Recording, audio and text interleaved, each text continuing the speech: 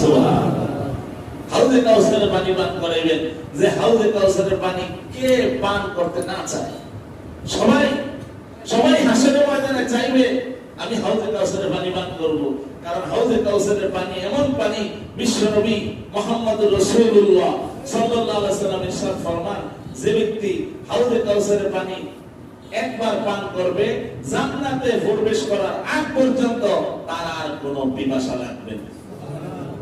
আল্লাহর নবী বলেন, হাউজে কাউসারের পানি এমন পানি, যেই পানি মধুর থেকে মিষ্টি হবে, বরফ থেকে শীতল হবে, দুধের থেকে ঠান্ডা হবে। যে ব্যক্তি একবার হাউজে কাউসারের পানি পান করবে, জান্নাতে প্রবেশ করার আগ পর্যন্ত তার আর কোনো পিপাসা লাগবে না। সুবহানাল্লাহ। আল্লাহর নবী বলেন, হাউজে কাউসারের পান পাত্রের সংখ্যা হবে, আকাশে যত নক্ষত্র রাজি আছে, তারকা রাজি আছে, ওই তারকার সমপরিমাণ হাউজে কাউসারের পান পাত্রের সংখ্যা হবে। সুবহানাল্লাহ। আল্লাহর নবী সাল্লাল্লাহু আলাইহি ওয়াসাল্লামকে হযরত আনাস রাদিয়াল্লাহু তাআলা আনহু প্রশ্ন করেছেন, ইয়া রাসূলুল্লাহ, আপনি কি হাসরের ময়দানে আপনি আমার জন্য স্পেশাল আপনি সুপারিশ করবেন? আনাস রাদিয়াল্লাহু তাআলা আনহুকে আল্লাহর নবী অনেক মহব্বত করতেন, ভালোবাসতেন। হযরত আনাস রাদিয়াল্লাহু তাআলা আনহু 10 বছর আল্লাহর নবীর খেদমত করেছেন। কয় বছর? 10 বছরের মধ্যে হুজুর আনাস রাদিয়াল্লাহু তাআলা আনহু কোনো ভুল ধরতে পারে নাই। তো হযরত আনাস রাদিয়াল্লাহু তাআলা আনহু আল্লাহর নবীর কাছে প্রশ্ন করে বসেছেন, ইয়া রাসূলুল্লাহ, আপনি কি স্পেশাল ভাবে আমার জন্য হাসরের ময়দানে সুপারিশ করবেন? আল্লাহর নবী সাল্লাল্লাহু আলাইহি ওয়াসাল্লাম হযরত আনাস রাদিয়াল্লাহু তাআলা আনহুকে বলেন, হে আনাস, আমি তোমার জন্য হাসরের ময়দানে সুপারিশ করব। আল্লাহর নবী সাল্লাল্লাহু আলাইহি ওয়াসাল্লামকে হযরত আনাস রাদিয়াল্লাহু তাআলা আনহু জিজ্ঞাসা করলেন, ইয়া রাসূলুল্লাহ, আমি হাসরের ময়দানে আপনাকে কোথায় পাবো, কোন জায়গায় পাবো? কারণ হাসরের ময়দানে সমস্ত মানুষগুলো পেরেশান থাকবে, বিপদের মধ্যে থাকবে, মুসিবতের মধ্যে থাকবে, এমন বিপদের মধ্যে থাকবে যেই বিপদ আর কখনো হয় নাই, এমন মুসিবতের মধ্যে থাকবে যে মুসিবত আর কখনো চোখে দেখে। 50,000 ফাসালাতিন মিম্মা তাউদ্দুন, 50,000 বছর মানুষ আল্লাহর সামনে দাঁড়ায় থাকতে হবে। কয় হাজার বছর? 50,000 বছর দণ্ডায়মান থাকবে। আল্লাহ রাব্বুল আলামিন সকল থেকে তার জীবনের হিসাব নিবেন। আল্লাহ হিসাব নিকাশ সেখানে নিবেন। মানুষগুলো থাকবে, আসমানগুলো ভেঙে চূর্ণ বিচূর্ণ হয়ে যাবে, মাথার এক বিগত উপরে চলে আসবে, কোন বর্ণনা অনুযায়ী 1 হাত উপরে চলে আসবে। এখন সূর্য উল্টা পিঠ দিয়া তাপ দেয়, এরপরও আমরা গরমে থাকতে পারি না। কথা বলেন ঠিক নেবে? ঠিক। ওই সময় উল্টা পিঠ দিয়া তাপ দেবে না, সূর্য তার নিজের পিঠ বাও পিঠ দিয়া তাপ দিবে। রৌদ্রের প্রখরতায় সব শরীরের বস্তুগুলো গলে গলে কষে কষে পড়তে থাকবে, সমস্ত মানুষগুলো পেরেশান থাকবে। হযরত আনাস রাদিয়াল্লাহু তাআলা আনহু বলেন, ইয়া রাসূলুল্লাহ, সেখানে আপনাকে আমি কোথায় পাবো? হযরত আনাস রাদিয়াল্লাহু তাআলা আনহুকে আল্লাহর নবী জবাব দিলেন, আনাস, তুমি আমাকে মিজানের পাল্লার কাছে পাবে। তুমি আমাকে মিজানের পাল্লার কাছে পাবে, যেখানে মানুষের আমলনামা ওজন করা হয়, সেখানে তুমি আমাকে পাবে। আমি সেখানে থাকবো, আমার উম্মতের আমলনামা ওজন করা হবে। আমি দেখবো আমার উম্মতের নেকের পাল্লা ভারী হয় নাকি বদের পাল্লা ভারী হয়, বদির পাল্লা ভারী হয় না নেকির পাল্লা ভারী হয়, আমি সেখানে থাকবো। হযরত আনাস রাদিয়াল্লাহু তাআলা আনহু আল্লাহর নবীকে আবার প্রশ্ন করেছেন, ইয়া রাসূলুল্লাহ, আপনাকে যদি আমি সেখানে না পাই? আল্লাহর নবী বলেন, আনাস, আমাকে যদি তুমি মিজানের পাল্লার কাছে না পাও, তাহলে তুমি আমাকে ফুলসিরাতের পোলের কাছে পাবে। ফুলসিরাতের পোল প্রত্যেকটি ব্যক্তি পার হতে হবে। আপনারা শুনেছেন যে ফুলসিরাতের পোল চুলের থেকে চিকন হবে, হীরার থেকে কি হবে? হীরার থেকে দাঁড়ানো হবে। কোন মানুষের নেক আমল যদি না থাকে, ওই পোল পার হতে পারবে না, ওই ফুলসিরাতের পোল পার হতে পারবে না। হযরত আনাস রাদিয়াল্লাহু তাআলা আনহুকে আল্লাহর নবী বলেছেন, আনাস, তুমি আমাকে ফুলসিরাতের পোলের কাছে পাবে। হযরত আনাস রাদিয়াল্লাহু তাআলা আনহু আল্লাহর নবীকে বলেছেন, ইয়া রাসূলুল্লাহ, আপনাকে যদি আমি ফুলসরাতের পোলের কাছে না পাই। আল্লাহ নবী সাল্লাল্লাহু আলাইহি ওয়াসাল্লাম হযরত আনাস রাদিয়াল্লাহু তাআলা আনহুকে বললেন, আনাস, তাহলে তুমি আমাকে হাউজে কাউসারের কাছে পাবে, যে হাউজে কাউসার থেকে আমি আমার উম্মতদেরকে পানি পান করাবো। সুবহানাল্লাহ। এই হাউজে কাউসারের পানি ওয়ানা যে একবার পান করবে, একবার যে পান করবে, জান্নাতে প্রবেশ করার আগ পর্যন্ত তার আর কোনো পিপাসা লাগবে না। আল্লাহু আকবার বলেন। এই হাউজে কাউসারের পানি আমরা কি পান করতে চাই? হাউজে কাউসার আল্লাহ নবীকে বিশেষভাবে আল্লাহ তাআলা দিয়েছেন। আল্লাহ কোরআনে কারীমে সূরা কাউসারের মধ্যে বলেন, আউযু বিল্লাহি মিনাশ শাইতানির রাজীম, বিসমিল্লাহির রহমানির রহিম, ইন্না আ'তাইনাকাল কাউসার ফাসাল্লি লিরাব্বিকা ওয়ানহার, ইন্না শানিআকা হুয়াল আবতার। আল্লাহ রাব্বুল আলামিন বলেন, বন্ধু, আপনাকে হাউজে কাউসার দান করেছি। ইন্না আ'তাইনাকাল কাউসার, আপনাকে হাউজে কাউসার দান করেছি। ফাসাল্লি লিরাব্বিকা ওয়ানহার, অতএব আপনি আপনার প্রতিপালকের উদ্দেশ্যে নামাজ পড়ুন, কুরবানি করুন।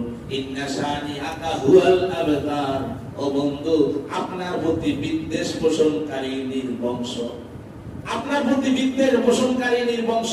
অর্থাৎ আল্লাহ নবী যখন ছেলে মারা যাচ্ছে, তখন কাফেররা বলাবলি করতে শুরু করলো যে মুহাম্মদের ছেলে সন্তানগুলো সব মারা যায়, মুহাম্মদ দুনিয়া থেকে চলে যাওয়ার পরে মুহাম্মদের নাম উচ্চারণ করার লোক এই দুনিয়ার জমিনে থাকবে না, মুহাম্মদ আবতার, মুহাম্মদ নির্বংশ হয়ে যাবে। আল্লাহ নবীকে এরকম কথা কাফেররা বলতে লাগলো। হুজুর কষ্ট পাইলেন, হুজুর কষ্ট পাইলেন, হুজুরের দিলে আঘাত লাগলো। আল্লাহ রাব্বুল আলামিন সূরা কাউসার নাযিল করে হুজুরকে সান্ত্বনা দিলেন, ও বন্ধু, আপনি কষ্ট পাবেন না, আপনি আত্মার হবেন না, বরং আপনার নাম উচ্চারণ হবে কিয়ামত পর্যন্ত। আপনার যত উম্মত দুনিয়াতে আসবে, কিয়ামত পর্যন্ত যত উম্মত আসবে, সবাই আপনার নাম উচ্চারণ করবে। ওয়ারাফা'না লাকা যিকরাক, আমি আপনার আলোচনাকে সমুন্নত করেছি। সুবহানাল্লাহ। আল্লাহ নবীর নাম উম্মতেরা নেয় না, নেয় না, প্রত্যেকটা মুহূর্তে নেয় না, নেয় না। নবীর নাম শুনলে আমরা সাল্লাল্লাহু আলাইহি ওয়াসাল্লাম বলি না, বলি না। তাহলে যারা আল্লাহ নবীকে আবতার বলেছে, নির্বংশ বলেছে, আসলে তারা নিজেরাই নির্বংশ হয়ে গিয়েছে। কথা বলেন ঠিক না ঠিক? তারা আল্লাহ নবীকে বলেছে মুহাম্মদ নির্বংশ হবে, মুহাম্মদ নির্বংশ হয় নাই, বরং মুহাম্মদ সাল্লাল্লাহু আলাইহি ওয়াসাল্লামের নাম উসু আছে, কিয়ামত পর্যন্ত থাকবে। কিন্তু আবু জেহেল, আবু লাহাব, উতবা, শাইবা, তাদের নাম দুনিয়াতে নাই, তাদের নাম উচ্চারণ করার লোক দুনিয়াতে নাই। কেউ নিলে তাদের নাম, কেউ নিলে তাদের নাম সম্মানের সাথে নেয় না, আদবের সাথে নেয় না। কথা বলেন ঠিক না ঠিক? মানুষ এই সমস্ত সন্ত্রাসীদের নাম আবু জেহেল, আবু লাহাব, উতবা, শাইবা, মুগিরা, ইনার সাথে নেয় না, সম্মানের সাথে নেয়, ইনার সাথে নেয়। আর আল্লাহর নবীর নাম প্রত্যেকটা উম্মত দিল থেকে নেয়। কথা বলেন ঠিক না ঠিক? বিশ্ব নবী বলেন, মান সাল্লা আলাইয়া ওয়াহিদাতান সাল্লাল্লাহু আলাইহি আশরা, যে ব্যক্তি আমার উপরে একবার দরুদ পাঠ করবে, আমার নাম শুনে সাল্লাল্লাহু আলাইহি ওয়াসাল্লাম পাঠ করবে, বলবে, আল্লাহ তার উপরে 10টা রহমত বর্ষণ করেন। সুবহানাল্লাহ। তাহলে নবীর নাম কিয়ামত পর্যন্ত থাকবে না, থাকবে না। কিন্তু যে সমস্ত কাফের, মুশরিক, বেঈমান, নাস্তিক, ফাস্তিক আল্লাহর নবীর নামকে মুছে ফেলতে চেয়েছে, হুজুরকে নির্বংশ বলেছে, তারা কিন্তু দুনিয়ার জমিনে নাই, তারা দুনিয়ার জমিনে নাই। তবে ওই সমস্ত আবু জেহেলের চালা জামানরা দুনিয়াতে আছে না নাই? আছে, এরা কিয়ামত পর্যন্ত থাকবে। আপনারা বিগত সময় দেখেছেন 16 বছর পর্যন্ত এই দেশের সহজ সরল মানুষদের উপরে যারা জুলুম নির্যাতন করেছে, জুলুম নির্যাতনের স্টিম রোলার চালিয়েছে, যারা অনেক মায়ের নার্সেরা সন্তানকে হত্যা করেছে, ফাঁসি দিয়েছে। কথা বলে ঠিক না ঠিক? যারা কোরআনের কথা বলতে দেয় নাই, ইসলামের কথা বলতে দেয় নাই, নিজস্ব শক্তি দিয়ে, বেশি শক্তি খাটিয়ে মনে করেছে ক্ষমতায় থাকলেই তারা সফল। আসলে বেশি শক্তি খাটিয়ে, জোর খাটিয়ে যারা ক্ষমতায় থাকতে চায়, তারা কোনোদিন সফল কাম হতে পারে না, তারা কোনোদিন সফল কাম হতে পারে না। বেশি শক্তি খাটিয়ে যারা ক্ষমতায় থাকতে চায়, তারা কোনোদিন নন্দিত হয় না, তারা হয় নিন্দিত। কথা বলে ঠিক না ঠিক? আমরা কোরআনের পাতায় শুনেছি, ফেরাউনের কথা শুনেছি, নমরুদের কথা আমরা শুনেছি, কারুনের কথা আমরা শুনেছি, হামানের কথা আমরা শুনেছি। এদের বলছি, কথা বলে ঠিক না ঠিক? আল্লাহর নবী মুসা আলাইহিস সালামকে কষ্ট দেয়নি ফেরাউন? মুসা আলাইহিস সালামকে কষ্ট দিয়েছে।